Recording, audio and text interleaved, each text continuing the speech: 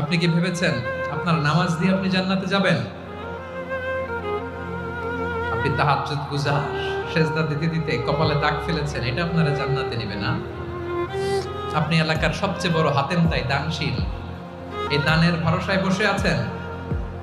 Question কালো আমাদের নামাজ, আমাদের রোজা, আমাদের ইবাদত, এগুলোকে মিজানের পাল্লায় উঠালে কোনো ওজনই হবে না। তবে আমাদের একটা কৌশল জানা আছে, আমরা আল্লাহর রহমতের ভিখারি। আমরা সেদিন আগেই গুনার স্বীকৃতি দিয়ে দেব। আমরা বলবো, আল্লাহ তুমি প্রশ্ন করার আগে তোমার একটা কথা বলি, আমারে কিছু জিজ্ঞেস করো না, আমি সব করেছি।